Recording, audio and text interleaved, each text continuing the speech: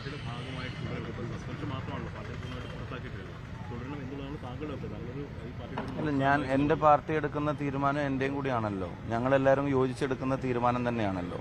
അപ്പോൾ പാർട്ടിയിൽ പിന്നെ ഇപ്പോൾ എടുത്തുള്ള നടപടികളൊക്കെ KPCC പ്രസിഡന്റ് ബാക്കി എല്ലാവരുമായിട്ട് കൺസൾട്ട് ചെയ്തിട്ട് ഞാൻ കഴിഞ്ഞ ദിവസം പറഞ്ഞു, വ്യക്തിപരമായ അടുപ്പമോ അടുപ്പക്കുറവോ ഒന്നും പാർട്ടിയുടെ തീരുമാനങ്ങളെ ഇൻഫ്ലുവൻസ് ചെയ്യുന്ന കാര്യങ്ങളല്ല.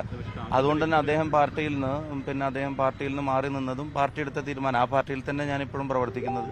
ഞാനും കൂടി ഉൾക്കൊള്ളുന്ന പാർട്ടിയാണല്ലോ അത്ര ഒരു തീരുമാനം എടുത്തത്. പിന്നെ അത് വ്യക്തിപരമായി എപ്പോഴും നിങ്ങളത് ഐസൊലേറ്റ് ചെയ്തിട്ട് പാർട്ടി എന്നെ പറയാൻ അനുവദിക്കുന്നുണ്ടോ അതോ അല്ലെങ്കിൽ താങ്കൾ സംസാരിച്ചുകൊണ്ടിരിക്കുക?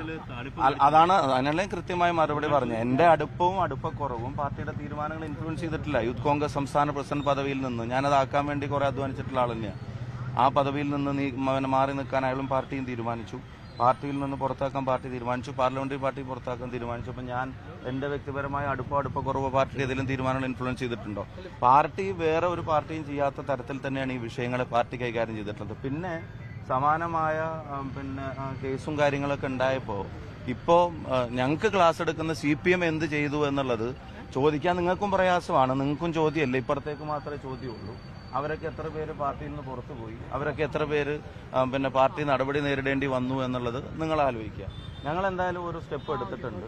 അത് മറ്റു പാർട്ടി ചെയ്യുമെന്ന് പോലെയല്ല ഞങ്ങൾ ഈ വിഷയത്തെ അഡ്രസ് ചെയ്തത്. രണ്ടാമതൊരു തീരുമാനം എടുത്തിട്ടുണ്ട്. അപ്പം ഒരു പരാതി വന്നു, ഇതിനു മുമ്പും ഒരു പരാതി വന്നാണ്. ഷാഫിക്ക് ഈ രാഹുലിനെ കുറിച്ച് ഇത്തരത്തിലൊരു ധാരണ മുമ്പ് ഉണ്ടായിട്ടേ ഇല്ല.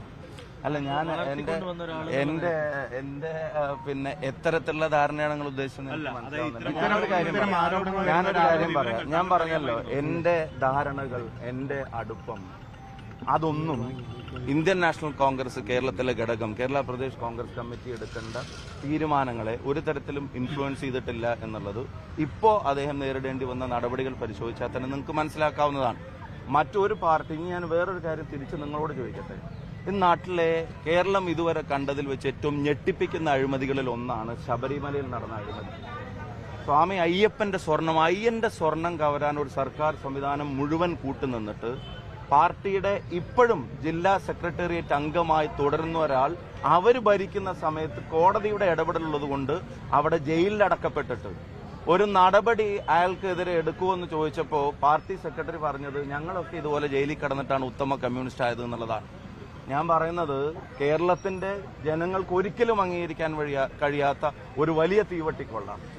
അയ്യന്റെ സ്വർണം കവരാൻ ദേവസ്വം ബോർഡ് തന്നെ, ആ സ്വർണം കാക്കാൻ ഉത്തരവാദിത്വമുള്ള ദേവസ്വം ബോർഡ് അത് കക്കാൻ നേതൃത്വം നൽകിയിട്ട് അതിന് നേതൃത്വം നൽകിയ ആളെ എത്ര ജാഗ്രതയോടെയാണ് CPM ആ വിഷയത്തെ അഡ്രസ് ചെയ്യുന്നത്? കാരണം അയാൾ എന്തെങ്കിലും ഫർദർ പറയുമോ എന്നുള്ള ഭയം. ഞങ്ങൾക്ക് നടപടിയെടുക്കുന്ന കാര്യത്തിൽ അങ്ങനെ റിസർവേഷൻസ് ഉണ്ടായിട്ടില്ലല്ലോ. എന്ന് മാത്രമല്ല, അത് വ്യക്തിപരമായി ഇയാൾക്കെതിരെ ഉയർന്ന ഒരു ആരോപണമാണ്. പക്ഷെ മറ്റേത് അങ്ങനെയാണോ? മറ്റേത് അതീവ ഗുരുതരമായ ഒരു സർക്കാർ സംവിധാനം മുഴുവൻ നിന്ന് കൊള്ള നടത്തിയതാ. ഒരു നടപടിയും CPM എടുക്കുന്നില്ലല്ലോ. ഒരു കാരണം കാണിക്കാൻ പോലും CPM ആവശ്യപ്പെടുന്നില്ലല്ലോ. അപ്പൊ ഈ സമാനമായ കാര്യങ്ങളിൽ CPMന്റെ നിലപാട് എന്തായിരുന്നു? ഈ ജില്ലയിൽ ഉൾപ്പെടെയുള്ള കാര്യങ്ങളിലൊക്കെ CPMന്റെ നിലപാട് എന്തായിരുന്നു?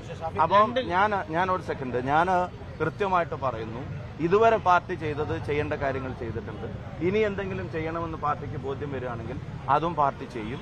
നിയമപരമായി നടക്കുന്ന എക്സസൈസിലേക്ക് പാർട്ടി വേറൊരു ഇടപെടലും നടത്തിയിട്ടില്ല. താങ്കൾ പറഞ്ഞ രണ്ടാമത്തെ പരാതിയുടെ കാര്യത്തിൽ പോലും KPC എടുത്ത നിലപാട് എന്താ? പാർട്ടി ഒരു കമ്മിറ്റി വെച്ചിട്ട് അതിന്റെ തീവ്രത അന്വേഷിക്കുന്നല്ലോ ചെയ്തത്. നേരെ അത് പോലീസിന് നേരെ DGPക്കാണ് അത് കൈമാറിയത്. അങ്ങനെയൊക്കെ കോൺഗ്രസ് പാർട്ടിയെ ചെയ്തിട്ടുള്ളൂ. മറിച്ച് അപ്പുറത്ത് ചോദ്യം ചോദിക്കേണ്ടത് നിങ്ങൾക്ക് അപ്പുറത്ത് ചോദ്യം ചോദിക്കാൻ അവസരമുണ്ട്. നിങ്ങൾ കേരളത്തിന്റെ മുഖ്യമന്ത്രിയോട് അവസാനമായി ചോദ്യം ചോദിച്ചതെന്ന് നിങ്ങൾക്ക് എന്തെങ്കിലും അവസരമുണ്ട്? കോൺഗ്രസിന്റെ എല്ലാ നേതാക്കന്മാരും ഇത്തരം വിഷയങ്ങളിൽ നിങ്ങളോട് പ്രതികരിക്കുന്നുണ്ട്, പാർട്ടി നടപടി എടുക്കുന്നുണ്ട്. ഇതിൽ കൂടുതലൊന്നും ഇപ്പൊ തൽക്കാലം പറയുന്ന